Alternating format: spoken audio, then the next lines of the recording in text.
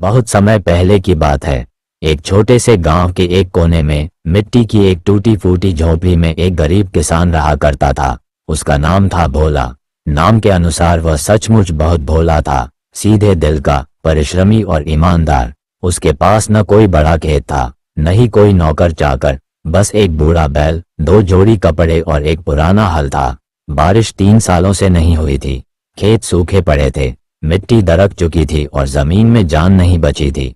कई किसान अपना गांव छोड़ चुके थे, लेकिन भोला अभी भी हर सुबह सूरज के साथ खेत में पहुंच जाता, जैसे किसी चमत्कार का इंतजार कर रहा हो।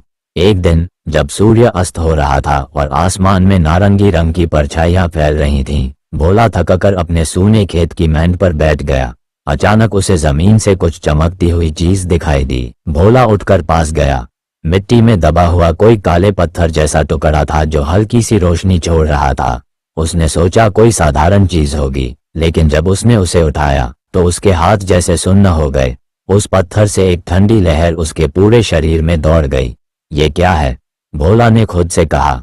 वो पत्थर छोटा था, लेकिन भारी। उसका रंग काला नहीं बल्कि बेहद गहरा नीला था, जैसे रात के अंधेरे में समंदर हो। जैसे ही उसने उसे हाथ में पकड़ा, एक धीमी सी आवाज आई, बहुत धीमी, जैसे कोई फुसफुसा रहा हो, मुझे जगा दिया। बहुत सालों बाद भोला चौंक गया। उसने इधर उधर देखा, पर वहां कोई नहीं था। हवा भी नहीं चल रही थी, लेकिन उसे महसूस हुआ जैसे कोई अदृश्य चीज उसके चारों ओर मंडरा रही हो। वो डर गया, लेकिन पत्थर को छोड़ नहीं पाया। उसके हाथ में जैसे वो चिपक गया हो। अचानक आसमान में बादल घिर आए, बिजली चमकी। गांव में 3 साल बाद पहली बार गरज की आवाज आई। भोला दौड़कर अपने झोंपड़े में पहुंचा और उस पत्थर को एक पुराने लकड़ी के बक्से में रख दिया। रात भर नींद नहीं आई। कभी ऐसा लगता जैसे कोई उसके झोंपड़े के बाहर घूम रहा हो, कभी ऐसा लगता जैसे बक्से के अंदर से कुछ खटक रहा हो। अगले दिन सुबह जब वह खेत पर गया तो देखा जमीन थोड़ी गीली थी, जैसे रात में कहीं आसमान ने सिर्फ उसके खेत पर बूंदें गिरा दी हों। ये देखकर वह चौकन्ना हो गया। क्या ये उसी पत्थर का असर था? दिन बीतते गए। जिस जमीन में बीज टिकते नहीं थे, वहां अब हरी घास निकलने लगी। उसकी फसलें उगने लगीं, और वो भी बिना पानी के। अब गांव वाले भी हैरान थे कि बाकी सारे खेत सूखे हैं, लेकिन भोला का खेत हरा हो रहा है। पर यह तो शुरुआत थी, असली रहस्य तो अभी बाकी था। एक रात जब भोला गहरी नींद में था तो उसे सपना आया। उस नीले पत्थर से एक ज्योति निकली और एक अजनबी आकृति उसके सामने आई, लंबा, सफेद वस्त्रों में, आंखों में अजीब सी चमक। उसने कहा, भोला, तुमने मुझे छू लिया है। अब तुम्हारा जीवन वैसा नहीं रहेगा, मगर याद रखना, हर वरदान अपने साथ एक शाप भी लाता है। भोला चीखते हुए उठ गया। बक्सा कांप रहा था और पत्थर, अब वो बिल्कुल लाल हो गया था, जैसे आग में तप रहा हो। भोला की जिंदगी अब पहले जैसी नहीं रही। उसका खेत हर दिन और हरा भरा होता जा रहा था। गांव के लोग अब उसे चमत्कारी किसान कहने लगे थे।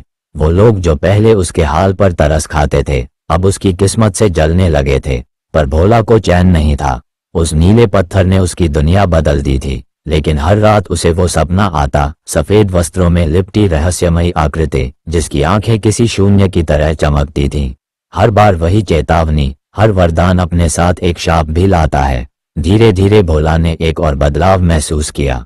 वो पत्थर, जो अब पूरी तरह लाल हो चुका था, बक्से में चुपचाप नहीं रहता। कभी कभी वो कांपता, कभी बक्से के पास से गुजरते समय ऐसा लगता मानो कोई उसकी तरफ देख रहा हो।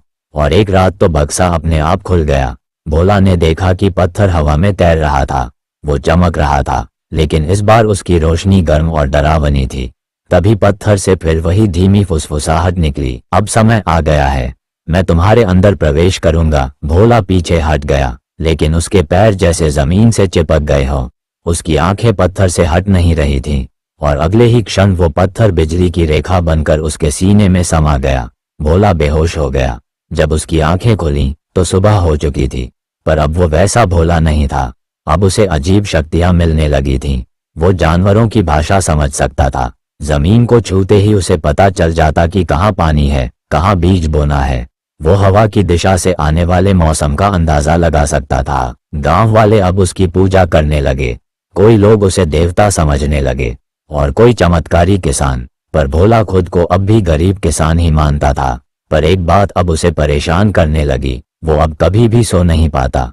हर रात उसे वो रहस्यमयी आकृति और एक नई आवाज सुनाई देती। अब तुम सिर्फ एक साधारण इंसान नहीं रहे, तुम्हें एक निर्णय लेना होगा। क्या तुम इस शक्ति का उपयोग केवल अपने लिए करोगे या उस कार्य के लिए जिसके लिए ये दी गई है? एक दिन गांव में एक बड़ा संकट आया। एक व्यापारी कुछ गुंडों के साथ गांव में आया और सभी किसानों की जमीन हड़पने लगा। उसने भोला को भी धमकाया, तेरा खेत हरा भरा है, मैं इसे खरीदूंगा, दाम जो तू चाहे वो दे दूंगा। भोला ने मना कर दिया। व्यापारी ने गुंडे भेजे ताकि खेत को तहस नहस कर दें, लेकिन जैसे ही वो खेत में घुसे, जमीन से कटीली झाड़ियां निकल आईं। हवा जोर से चलने लगी और बिजली चमकने लगी। गुंडे डरकर भाग गए। अब गांव वाले भोला को और भी ऊपर मानने लगे, पर तभी उसके भीतर की आवाज फिर गूंजी, तुम्हें निर्णय लेना होगा, शक्ति से न्याय करोगे या लोभ से विनाश? भोला उलझन में था।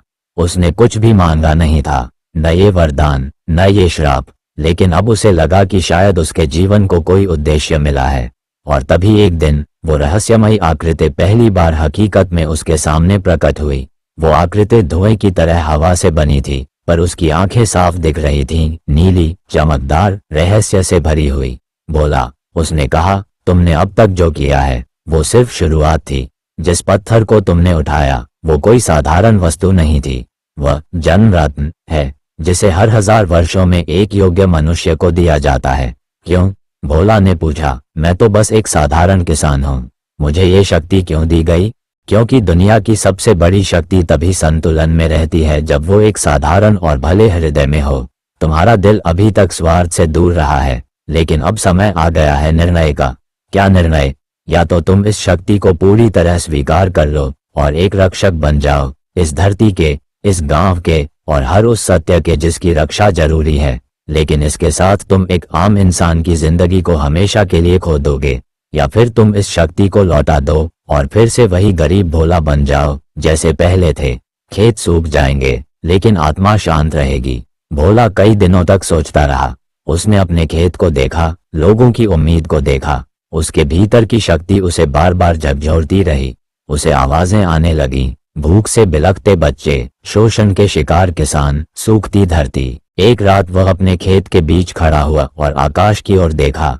अगर ये शक्ति मुझे इसलिए मिली है कि मैं दूसरों के काम आ सकूं, तो मैं इसे स्वीकार करता हूं, लेकिन मैं इसका उपयोग किसी का नुकसान करने के लिए कभी नहीं करूंगा।